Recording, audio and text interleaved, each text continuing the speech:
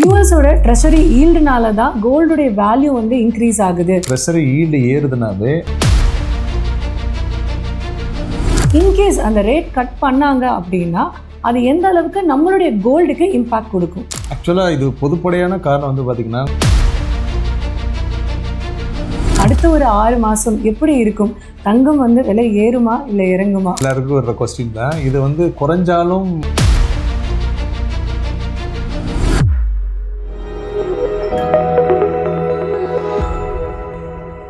Stock market investments are subject to market risks, and past performance does not guarantee future results. Viewers should conduct their own research and consult a SEBI registered investment advisor before making any investment or trading decisions. பொதுவாக நம்ம எல்லாருமே தங்கத்து மேலே invest பண்ணோம் அப்படின்னு நம்ம நினைப்போம். So இந்த தங்கம் கொஞ்ச நாளாக பார்த்தோம் அப்படின்னா திடீர்னு ஒரு ஹை ஃப்ளக்சுவேஷன் அண்ட் திடீர்னு ஒரு லோ ஃப்ளக்சுவேஷனில் இருந்துகிட்டே இருக்குது.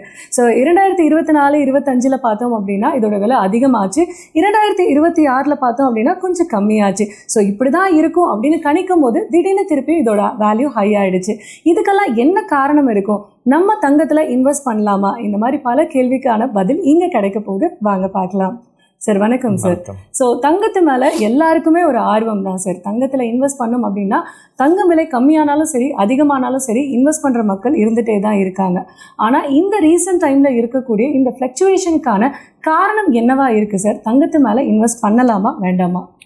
பொதுவாக தங்கன்றது வந்து பார்த்திங்கன்னா ஆல்டர்னேட்டிவ் இன்வெஸ்ட்மெண்ட். ஸ்டாக் மார்க்கெட்டில் இருக்கவங்களுக்கு பெரும்பாலான பேருக்கு தெரியும். எப்போல்லாம் ஸ்டாக் மார்க்கெட் கீழே விழுவுதோ அப்போல்லாம் வந்து பார்த்திங்கன்னா தங்கத்தோட மதிப்பு ஏறும். கோவிட் டைமில் கூட பார்த்திங்கன்னா உங்களுக்கு 2020 ஒரு உச்சத்தை தொட்டுச்சு. உச்சத்துனா அந்த டைமில் உச்சத்தை தொட்டது.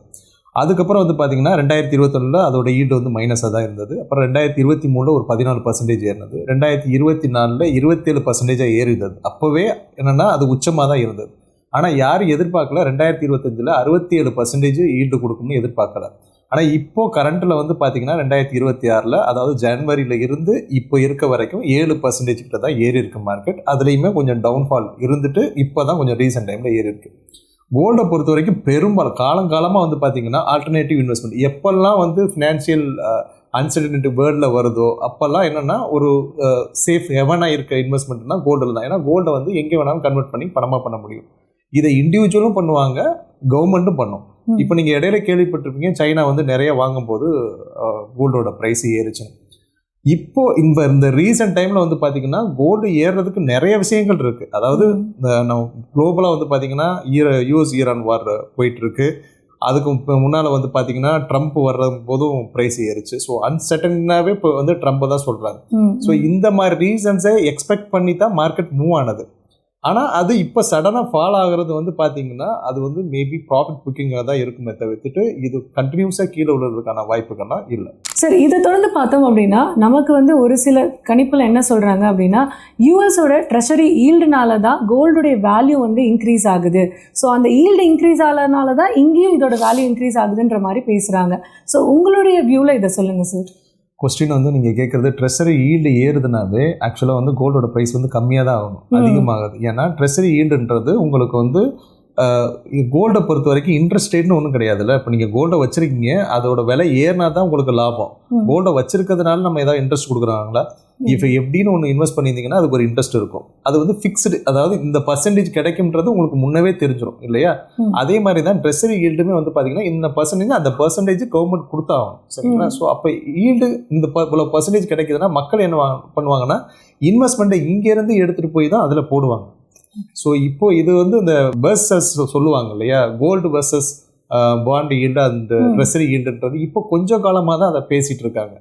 எனக்கு தெரிஞ்சு அது வந்து பெரிய இம்பேக்ட் கொடுக்காது, கோல்டோட ப்ரைஸில் பெரிய இம்பேக்ட் கொடுக்காது. ஏன்னா ஒரு யூஎஸ் மார்க்கெட்டோட ட்ரெஷரி ஈல்டு வந்து பார்த்திங்கன்னா வேர்ல்டு மொத்தமாக புலங்குற கோல்டுக்கு வந்து இம்பேக்ட் கொடுக்கும்னா ரொம்ப கம்மியாக தான் இருக்கும். கோல்டுன்றது ஸ்பெகுலேஷனில் தான் இப்போ மூவ் ஆகிட்டு இருக்க தவிர்த்துட்டு ட்ரெஷரி பாண்டு ஈல்டுனால ஏறி இறங்குறதுனாலையோ இல்லை வந்து குறைஞ்சதுனாலையோ ப்ரைஸ் இறங்கலை. அப்படி பார்த்தீங்கன்னா இதோட கனெக்ஷன்ஸ் எல்லா நாளும் இருந்திருக்கணும்.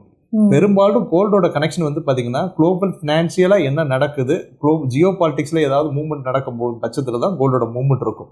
ஸோ அதை பொறுத்து தான் கோல்டு ஏறுமே இறங்குமே தவிர்த்துட்டு இந்த ட்ரெஷரி ஈல்டுனால கோல்டு ஏறி இறங்குறதுன்றது கணிப்பு முற்றிலும் தவறுன்னு சொல்ல மாட்டேன். ஆனால் அது ஒன்றுனால ஏறுதுன்றதை ஏற்றுக்க முடியாது. மேபி அது ஒரு ஒன் ஆஃப் த காசாக நம்ம எடுத்துக்கலாம். ஒன் ஆஃப் த காசாக எடுக்கலாம். அந்த பர்சன்டேஜ் வைஸ் ரொம்ப மைல்டு தான், ரொம்ப பெருசாலாம் நமக்கு சொல்ல முடியாது. ஸோ பொதுவாக இந்த கோல்டோட பர்ச்சேஸில் பார்த்தோம் அப்படின்னா இந்த காஸ்ட் வேரியேஷனுக்கு இன்னொரு ஒரு காரணமும் வந்து டாலர் ஃப்ளக்சுவேஷன்ஸ், அந்த வீக்னஸும் ஒரு காரணம்னு சொல்லப்படுது. ஸோ டாலருக்கும் கோல்டுக்கும் என்ன சம்மந்தம்? ஏன் அப்படின்னா நம்மளோட ருப்பியாக இங்கே கன்வெர்ட் ஆகும்போது அதோட வேல்யூ கம்மியாக தான் எடுக்கப்படுது. அப்படி இருக்கும்போது கோல்டுக்கும் டாலருக்கும் நம்ம எப்படி இந்த கனெக்ஷன் வந்து ஏற்படுதுன்னு சொல்லுங்கள் சார். நீங்கள் கேட்குற கொஸ்டின் நான் சிம்பிளாக புரிஞ்சுக்கணும்னா, அதாவது டாலரோட வேல்யூவில் இந்தியன் ருப்பி ரொம்ப டிப்ரிசியேட் ஆகுது. ஸோ இதனால் வந்து ப்ரைஸ் இறங்குது. அதே சமயத்தில் கோல்டுக்கும் டாலருக்கும் உள்ள கனெக்ஷன்ஸ் கேட்குறீங்க. கோல்டுக்கும் டாலருக்குள்ள கனெக்ஷன் நம்ம எடுக்க போனால் பெட்ரோ டாலர் கதையெல்லாம் நம்ம இழுக்கணும். ஆக்சுவலாக வந்து பார்த்தீங்கன்னா கோல்டை வந்து நம்ம வந்து இந்தியாவில் வந்து நம்ம ரூபாயில் தான் ஃபிக்ஸ் பண்ணுறோம். கோல்டு நம்ம பெரும்பாலும் நம்ம வந்து ஓன் பண்ணுறது கிடையாது, நம்ம வந்து இம்போர்ட் தான் பண்ணுறோம். சரிங்களா? பெரும்பாலான ப்ரைஸஸ், அதாவது உங்களுக்கு வந்து கூடாயில் வந்து டாலரில் தான் ஃபிக்ஸ் பண்ணுறாங்க. வேர்ல்டு வைடு அக்செப்டன்ஸ் கரன்சின்னு சொல்லிட்டு கோல்டு நம்ம வந்து யூஎஸ் டாலரை பார்க்கறதுனால யூஎஸ் டாலரில் ஃபிக்ஸ் பண்ணுறாங்க. ஸோ அந்த ஃபிக்ஸிங்கில் தான் இருக்கிறது மட்டும்தான் அதுக்கான கோரிலேஷனை தவிர்த்துட்டு யூஎஸில் தான் அதிகமாக இருக்குது, யூஎஸ் தான் தீர்மானிக்குதுன்றதுலாம் கிடையாது. ஸோ அதையெல்லாம் இருந்த காலங்கள்லாம் மாற்றிட்டாங்க. இப்போ சைனா வந்து பார்த்தீங்கன்னா கோல்டு ஏறுறதுக்கு முக்கிய காரணமாக இருந்தது. ஸோ ஃபிக்ஸிங் டாலரில் இருந்தால் கூட நம்மளோட பொருளாதாரத்தை பொறுத்து நம்ம வந்து கோல்டை வாங்குறது விற்கிறத நம்ம பேசலாம். நம்ம கவர்மெண்ட் எதுக்கு கோல்டை வாங்கக்கூடாது அப்படின்னு அந்த டயத்தில் சொன்னாங்க என்னன்னா, நம்மளோட ருபி வந்து டிப்ரிசியேட்டே ஆகிட்டே இருக்குது, நீங்கள் ஒவ்வொரு முறையும் எக்ஸ்போர்ட் பண்ணி வாங்கிட்டே இருந்தீங்கன்னா அப்போ என்ன ஆகுனா நம்மளோட ரூபாய் வந்து வெளியில் போகுது. அதை தடுக்கிறதுக்கு தான் மக்கள்கிட்ட கேட்டுக்கிட்டாங்க. ஸோ அதுதான் நம்ம பிரைம் மினிஸ்டர் கேட்டுக்கிட்டாரு, வாங்குறத கொஞ்சம் கம்மி பண்ணுங்கன்னு. நம்மளை பொறுத்த வரைக்கும் அதை நம்ம எப்போதுமே மதிக்கிறது கிடையாது. கோல்டு ஏறினாலும் இறங்கினாலும் ஆளாக நம்ம வாங்குறது. எனக்கு தெரிஞ்சு தங்க வியாபாரம் பண்ணுறவங்க எனக்கு சேல்ஸ் குறைஞ்சிருக்குன்ற மாதிரி சொல்லலை. ஒரு டைம் மட்டும் சொன்னாங்க. எப்போன்னா இப்போ வந்து 67% உயர்ந்தது தெரியுங்களா? அது வந்து பீக் வந்து ரொம்ப வேகமாக போகும்போது அந்த டயத்தில் வந்து மார்க்கெட் உள்ளே போகலை. ஏன்னா ரொம்ப ஸ்பீடாக போகும்போது மக்கள் கொஞ்சம் பேனிக் ஆகிட்டாங்க. ஸோ மற்றபடி ஆவரேஜாக மூவ் ஆகும்போது வந்து பார்த்தீங்கன்னா எவ்வளோ ஏறினாலும் அதுக்கு தகுந்த மாதிரி நம்ம பொருளாதாரத்தை மேம்படுத்திட்டு வாங்கத்தான் நினைப்பாங்க. ஸோ அப்போ யூஎஸ் டாலருக்கு வாங்கும்போது யூஎஸ் டாலரோட மதிப்பு ஏறுது. நம்ம யூஎஸ் டாலரை அதிகமாக வாங்கல, நம்மளோட மதிப்பு குறையுது. இதுதான் கோரிலேஷனை தவிர்த்து வேறு எதுவுமே கிடையாது. பெரும்பாலான பேர் ட்ரேட் அக்செப்ட் கரன்சியாக யூஎஸ் டாலரை வச்சுருக்காங்க. நாட் ஓன்லி கோல்டுக்கு மட்டும் கிடையாது, கூடாயிலுக்கும் இருக்குது. ஸோ நீங்கள் ரொம்ப அழகாக எக்ஸ்பிளைன் பண்ணீங்க சார். இதை தொடர்ந்து பார்த்தோம் அப்படின்னா நம்ம ஃபெட்ரல் ரிசர்வ் பேங்க் அவங்களுடைய ரேட் ஆஃப் இன்ட்ரெஸ்ட்டை வந்து கட் பண்ணுற ஒரு பிளானில் இருந்தாங்க. பட் இது வரைக்கும் அது நடக்கலை. இன்கேஸ் அந்த ரேட் கட் பண்ணாங்க அப்படின்னா அது எந்த அளவுக்கு நம்மளுடைய கோல்டுக்கு இம்பேக்ட் கொடுக்கும்? ஆக்சுவலாக இது பொதுப்படையான காரணம் வந்து பார்த்திங்கன்னா கோல்டுக்கு இப்போ நீங்கள் கேட்குறீங்களா, இதுதான் அந்த கோரிலேஷன். அதாவது ரெண்டுக்கும் இந்த யூஎஸ் டாலருக்கும் இதுக்குள்ள கோரிலேஷன் கேட்குறீங்களா. ஃபெட் இன்ட்ரெஸ்ட் ரேட்டை கம்மி பண்ணாங்கன்னா என்ன ஆகும்னா அந்த மக்கள், அதாவது நம்ம எஃப்டியை கம்மி பண்ணுறது மாதிரி வேறு ஒன்றுமே கிடையாது. இப்போ நம்ம ரெப்போ ரேட் சொல்கிறோம்ல அதுதான் ஃபெட் இன்ட்ரெஸ்ட் ரேட்டுன்னு சொல்லிட்டு யூஎஸில் சொல்கிறாங்க. இப்போ அவங்க ஒரு 4% கொடுக்குறாங்க, அதை 3% ஆக்குறாங்கன்னா எனக்கு போதுமான அளவு இன்ஃப்ளேஷனை போக்குற அளவுக்கு எனக்கு பர்சன்டேஜ் கிடைக்கல. அப்போ இன்ஃப்ளேஷனை நான் வந்து போக்குறதுக்கு வேறு ஆல்டர்னேட்டிவ், அதாவது ஃபிக்ஸ்டாக இன்கம் எங்கெல்லாம் கிடைக்கும் தான் மக்கள் எதிர்பார்ப்பாங்க. அப்போ அந்த ஃபண்டை எடுத்து ஸ்டாக் மார்க்கெட் அது கோல்டில் இன்வெஸ்ட் பண்ணுவாங்க. பெரும்பாலான பேர் கோல்டுக்கு வர்றதுக்கு என்ன காரணம்னா ஏறும் அப்படின்ற ஒரு பொதுப்படையான இது வரைக்கும் ப்ரூவன் ஆகிட்டு இருக்கு. ஸோ அதனால தான் வரும். மார்க்கெட்டை பொறுத்த வரைக்கும் ஃபெட் இன்ட்ரெஸ்ட் ரேட் எப்போ கட் பண்ணாலும் மார்க்கெட்டில் வந்து பார்த்தீங்கன்னா கோல்டு மார்க்கெட் ஏறதான் செய்யும். இது வந்து 2023 வரைக்கும் கரெக்டாக நடந்துட்டு இருந்தது. 2023க்கு அப்புறம் ஃபெட் இன்ட்ரெஸ்ட் ரேட்டோட டிசிஷன்ஸ் எல்லாமே இது மதிக்கலை. இது என்ன ஸ்பெகுலேஷன் பார்ட்டாக வந்துருச்சு. முன்னால் நடக்கிறத, அதாவது ஜியோ பொலிட்டிக்கலை கணிச்சு மார்க்கெட்டை மூவ் பண்ண ஆரம்பித்தாங்க. ஸோ அதோட மூவ்மெண்ட் தான் இவ்வளோ இம்பாக்ட் ஆகிருக்கு. ஃபெட் இன்ட்ரெஸ்ட் ரேட்டை பொறுத்த வரைக்கும் கேட்டிங்கன்னா நார்மலாக கட் பண்ணாங்கன்னா கோல்டோட ப்ரைஸ் ஏறும். ஸோ இதை தொடர்ந்து பார்த்தோம் அப்படின்னா ரீசெண்ட் டைம்ஸில் வந்துட்டு யூஎஸோட எக்கனாமி வந்துட்டு ஓரளவுக்கு ஒரு இம்பேலன்ஸ்டாகவே போயிட்டு இருக்கு சார். ஸோ அவங்களோட இன்ஃப்ளேஷனும் சரி, இல்லை வந்து அவங்களோட கவர்மெண்ட்டுடைய கடன்களுமே சரி, இல்லை பாண்ட் மார்க்கெட்டோட இந்த ஃப்ளக்சுவேஷன்ஸும் சரி, இதெல்லாம் பார்க்கும்போது நமக்கு வந்து இந்த கோல்டில் இது நம்ம ப்ராஃபிட்டாக எடுத்துக்கலாமா, இல்லை இது நமக்கு ஒரு பாதகமாக அமையுமா அப்படின்றத நீங்கள் எப்படி பார்க்குறீங்க? அது மாதிரி உங்களுக்கு இது யூஎஸ்ன்னு கிடையாது, எந்த நாட்டில் நடந்தாலும் பாதுகாப்பான இன்வெஸ்ட்மெண்ட், அதை ஹெவன் இன்வெஸ்ட்மெண்ட் சொல்லுவாங்க. ஸோ அது வந்து கோல்டை தான் பெரும்பாலும் பார்ப்பாங்க.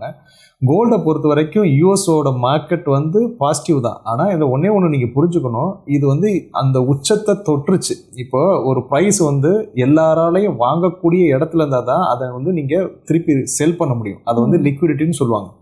லிக்விடிட்டினா எப்படின்னா, இப்போ நீங்கள் கோல்டோட ப்ரைஸே வந்து பார்த்தீங்கன்னா நீங்கள் ஒரு உச்சத்துக்கு எடுத்துகிட்டு போயிட்டீங்க, திருப்பி விற்கணும்னு சொல்லும் போது யாரும் வாங்குறதுக்கு இல்லைன்னா அதுக்கான இது வந்து மதிப்பு வந்து குறைஞ்சிரும். ஸோ இப்போ இருக்க சூழ்நிலையே இதையெல்லாம் ஸ்பெகுலேட் பண்ணி தான் அதிகமாக இருக்குன்னு நான் சொல்கிறேன். இப்போ நீங்கள் சொல்கிற இதெல்லாம் வந்து பார்த்தீங்கன்னா இது முன்கூட்டியே தெரிஞ்ச விஷயங்கள் தான். நீங்கள் இன்னைக்கு நடந்த விஷயங்கள் கிடையாது. ட்ரம்ப் வர்றதுக்கு முன்னாடி இருந்தே யூஎஸோட இது வந்து ஒரு மாதிரியாக தான் போயிட்டுருக்கு. அதை அவர் மேனேஜ் பண்ணதுக்கு தான் டேரிஃப் எல்லாத்தையும் போட்டார். இப்போ வந்து யூஎஸ் ஈரான் வார் பண்ணார். உங்களுக்கு இது தெரியும், வெனிசுலாவில் போயிட்டு ஆயிலை வந்து கேப்சர் பண்ணார். இது எல்லாமே அவங்க நாட்டுக்கு இன்கம் சேர்க்கறதுக்கான விஷயங்கள். ஆனால் அது கொஞ்சம் நெகட்டிவாக மாறினது ஈரான் இதில் மட்டும்தான் கொஞ்சம் நெகட்டிவாக மாறிச்சு. வெனிசுலாவில் பண்ணாங்க, அதுலேயுமே வந்து பார்த்திங்கன்னா அவர் ஒரே நாளில் முடிச்சிட்டார். அது மாதிரி முடியும்னு நினச்சி தான் யூஎஸ் ஈரான் ஸ்டார்ட் ஆனது. அது முடியாமல் போனது மொத்த உலகத்தையும் புரட்டி போட்ட விஷயம். ஸோ இதை ஸ்பெக்குலேட் பண்ணி தான் மார்க்கெட் மேலே போனது. கோல்டோட ரேட்டு வந்து பார்த்தீங்கன்னா நீங்கள் யூஎஸ் ஈரான் வார் ஸ்டார்ட் பண்ணுறதுக்கு முன்னாலே ரேலி ஸ்டார்ட் பண்ணிடுச்சு. எந்த நியூஸும் கிடையாது. உங்களுக்கு வந்து ஒரே நியூஸ்னு வந்து பார்த்தீங்கன்னா ரஷ்யா உக்ரைன் வார், அது எப்போது தான் ஸ்டார்ட் ஆயிடுச்சு. ஸ்டார்ட் பண்ண காலத்துலேருந்து ஏறிட்டு தான் இருக்குது. ஆனால் எதிர்பார்த்ததை விட ஒரு 67% ரொம்ப ஹை. ஒரு நார்மல் இன்வெஸ்ட்மெண்ட், எந்த இன்வெஸ்ட்மெண்ட் எடுத்தாலும் 15 to 20% தான் குளோபலாக கிடைக்கக்கூடிய நல்ல ரிட்டர்ன். நல்ல ரிட்டர்ன் மீன்ஸ் என்னன்னா ஒரு நல்ல வாலட்டிலிட்டி மார்க்கெட்டில் நல்ல ஒரு ஸ்டார்டிங்லேருந்து மேலே வந்து இருந்தால் கிடைக்கக்கூடிய ஈல்டு, அந்த ஈல்டை விட அதிகமாகவே கொடுத்துருக்கு. நான் இதை என்ன சொல்கிறேன்னா, இதெல்லாம் முன்கூட்டியே கணிச்சு தான் கோல்டு மார்க்கெட் முன்னே ஏறிடுச்சு. இது ஸ்பெக்குலேஷன்ஸ் ஆல் ஓவர் டன், முடிஞ்சு. இப்போ மார்க்கெட் கன்சல்டேட் ஆகிறதுக்கு தான் வாய்ப்பு இருக்குது. மேலே கீழே ஏறி இறங்குறதுக்கான வாய்ப்பு இருக்குது. ரொம்ப கீழே இறங்குறதுக்கு வாய்ப்பு இல்லை, ரொம்ப மேலே போகிறதுக்கான வாய்ப்பு இல்லை. ஓகே சார், சூப்பராக சொன்னீங்க. இதை தொடர்ந்து பார்த்தோம் அப்படின்னா மக்கள் எல்லாருமே வந்துட்டு அது குறைஞ்சாலும் ஏறினாலும் வாங்கக்கூடிய மனநிலைக்கு வந்துட்டாங்க. இருந்தாலும் எங்களுடைய ஒரு ஆர்வமாக கேட்குறோம், அடுத்த ஒரு 6 மாதம் எப்படி இருக்கும்? தங்கம் வந்து விலை ஏறுமா இல்லை இறங்குமா? உங்களோட கணிப்பு எல்லாருக்கும் ஒரு கொஸ்டின் தான் இது. வந்து குறைஞ்சாலும் ஏறினாலும் வாங்கின இதெல்லாம் இல்லை. ஏன்னா கடந்த வருடங்களில் வந்து மார்க்கெட் மேலே போகும்போது நீங்கள் ஜுவல்லரியோட சேல் எடுத்திங்கன்னா கம்மி தான். அதாவது வருஷம் நடக்கிற ஜுவல்லரி சேல்ஸை விட போன வருஷம் கம்மி, இந்த வருஷம் மறுபடியும் போயிருக்கு. இதுக்கு என்ன காரணம் கேட்டிங்கன்னா, இப்போ டாலரில் வந்து யூஎஸ் டாலரில் வந்து பார்த்திங்கன்னா 3800 வரைக்கும் ஒரு கரெக்ஷன் வந்தது மார்க்கெட். மறுபடியும் 4600 $4200 வந்து பெர் அவுன்ஸ் யூஎஸ் டாலரில் வந்து ட்ரேட் ஆகிட்டு இருந்தது. இப்போ தான் பீக் 4600 அந்த மாதிரி இதில் ட்ரேட் ஆகிட்டு இருக்கு. இது ஏறினாலும் இறங்கினாலும் வாங்குறத காட்டும் கன்சல்டேட் ஆச்சுன்னா மார்க்கெட்டில் ஒரு ஸ்டேபிள் வந்துடும். ஸ்டேபிள்னா இப்போ ஒரு நாளைக்கு கிராமுக்கு வந்து 100 ரூபா ஏறுது, 200 ரூபா ஏறுதுன்றதை காட்டிலும் 1000 ரூபா ஏறுது, 2000 ரூபா ஏறுது அப்படின்னா மக்கள் பேனிக் தான் ஆவாங்க. கண்டிப்பாக. எனக்கு தெரிஞ்சு விற்கலைனா கூட தங்கத்தை வாங்குறத கொஞ்சம் ஸ்டாப் பண்ணுவாங்க. கரெக்ட். சரிங்களா? ஸோ அதனால ஒரு ஸ்டேபிள் மீன்ஸ் என்னன்னா, மார்க்கெட் கன்சல்டேட் ஆகும்போது, அதாவது ஒரு குறிப்பிட்ட ரூபாய் இறங்குறதும் குறிப்பிட்ட ரூபாய் ஏறுறதும் அது மாதிரி இருக்கையில் மக்கள் வாங்க தான் செய்வாங்க. அந்த நிலைமை தான் இனிமேல் நடக்க போகுதுன்னு நான் கணிச்சிருக்கேன். ஸோ அந்த நிலைமையில வந்து பார்த்தீங்கன்னா இனி குறையும் போது வாங்குறதுக்கான வாய்ப்புகள் அதிகமாக இருக்கும். சார், நம்ம கோல்டு பற்றி பேசிகிட்டு இருக்கும் போது நீங்கள் சொன்னீங்க, ஸோ இந்த 6 months பார்த்தோம் அப்படின்னா ஒரு சின்ன இன்க்ரீஸ் இருந்துட்டு தான் இருக்கும் அப்படின்னு சொல்லியிருக்கீங்க. இந்த time is that a right time to buy a gold? அதாவது ஃபிசிக்கலாக வாங்கலாமா, இல்லை அப்படின்னா நம்ம டிஜி கோல்டு மாதிரி நம்ம பர்ச்சேஸ் பண்ணலாமா, இல்லை ஒரு ஸ்டாக் மார்க்கெட்டில் இந்த டைமில் கோல்டில் இன்வெஸ்ட் பண்ணலாமா? What is your opinion? இந்த ப்ரைஸ் வந்து ஹை ப்ரைஸ் தான் ஆக்சுவலாக வந்து பார்த்திங்கன்னா. ஏன்னா 2019 இருந்து 2026 வரைக்கும் கோல்டோட ப்ரைஸ் பார்த்திங்கன்னா கிட்டத்தட்ட 200% அப் ஆகிருக்கு. ஸோ 200% அப்புன்றது ரொம்ப ஹை ரேஞ்ச் தான் என்னை பொறுத்த வரைக்கும். மார்க்கெட்டில் அதாவது கோல்டு நான் இன்றைக்கே வாங்கி ஆகணும், அதாவது கல்யாணத்துக்கு வாங்குறாங்க, இல்லை வந்து அவங்க நாளைக்கு நீடு அப்படின்ற மாதிரி வாங்குறாங்கன்னா அதை நம்ம தடுக்க முடியாது. என்ன ப்ரைஸ்னாலும் தடுக்க முடியாது, அதை வாங்கி தான் ஆகணும் இல்லையா? இன்வெஸ்ட்மெண்ட்டாக போகிறவங்க இறக்கம் வர வர வர தான் இன்வெஸ்ட்மெண்ட் பண்ணணும். இப்போ அது சரி, ஒரு கேள்வி கேட்கலாம், இறக்கம்னா எப்போ இறக்கம் வரும் அப்படின்னா, இறக்கம்ன்றது வந்து பார்த்தீங்கன்னா ஒரு நாளில் கிடைக்காது. மார்க்கெட்டுன்றது ஜிக்ஸாக் தான். இப்போ இருக்கிறது ஹையர் ரேஞ்சு, இன்னும் கொஞ்சம் கீழே டவுன்ஃபால் வரையில் ஒன்று வாங்கலாம். அப்போது உங்களோட இன்வெஸ்ட்மெண்ட்டை நீங்கள் என்னென்னா எஸ்ஐபி மெத்தடில் இன்வெஸ்ட் பண்ணுங்கள். இப்போ ETF வாங்குறீங்க, கோல்டு ETF வாங்குறீங்க, இல்லை ஏதாவது கோல்டு சம்மந்தமான பாண்ட்ஸில் இன்வெஸ்ட் பண்ணுறீங்கன்னா கொஞ்சம் கொஞ்சமாக இன்வெஸ்ட் பண்ணுங்கள். எதெல்லாம் லோ கிடைக்குதுன்னு நினைக்கிறீங்களோ இன்வெஸ்ட் பண்ணும்போது உங்களுக்கு ப்ரைஸ், ஆவரேஜ் ப்ரைஸ் கொஞ்சம் பெட்டர் ப்ரைஸ் கிடைக்கும். மேலே போகும்போது விற்கிறதுக்கு பெஸ்ட்டாக இருக்கும். என்னை பொறுத்த வரைக்கும் வெயிட் பண்ணி வாங்குறது பெட்டர். Okay, correct. ஸோ எதையுமே வந்து இப்போ இருக்க நிலைமையை இப்போ இருக்க நிலைமை வந்து ஹையர் ரேஞ்சில் இருக்கிறதுனால நம்ம இன்னும் மேலே போகும்ன்றதே இது ஹையர் ரேஞ்சில் நம்ம எடுக்கிற ரிஸ்க் மாதிரி. கரெக்ட். ஸோ கீழே வர வர கொஞ்சம் கொஞ்சமாக வாங்குறது better. Thank you so much sir. நிறைய விஷயங்கள் நீங்கள் வந்து சொன்னீங்க. ஸோ இன்றைக்கி ஒரு காமன் மேனாக, ஒரு பப்ளிக்காக நாங்கள் என்னென்ன தெரிஞ்சுக்கணும் தங்கத்தை பற்றி, எக்கனாமிக்கலாக குளோபல் வைஸாக வந்துட்டு அழகாக திருத்தமாக எங்களுக்காக சொன்னீங்க. ரொம்ப ரொம்ப நன்றி சார். ஸோ இன்றைக்கி நம்மளோட காண்டோகோ சேனலில் நம்ம வந்து நிறைய விஷயங்கள் தங்கத்தை பற்றி நம்ம தெரிஞ்சுக்கிட்டோம். இன்வெஸ்ட் பண்ணலாமா வேணாமா, இதுதான் ரைட் டைமா, இதுக்கு காரணம் என்ன அப்படின்ற நிறைய கேள்விகளுக்கான பதில் உங்களுக்கு கிடச்சிருக்கும் அப்படின்னு நம்புகிறேன். ஸோ இந்த வீடியோ உங்களுக்கு பிடிச்சிருந்துன்னா கண்டிப்பாக சப்ஸ்கிரைப் பண்ணுங்கள். மேலும் இந்த டாப்பிக்கெல்லாம் எங்களுக்கு கவர் பண்ணுங்கள். இன்வெஸ்ட்மெண்ட் பற்றி தெரிஞ்சுக்கணும், ட்ரேடிங் பற்றி தெரிஞ்சுக்கணும் அப்படின்னு நினச்சிங்கனாலும் கமெண்ட் பண்ணுங்கள். Thank you so much.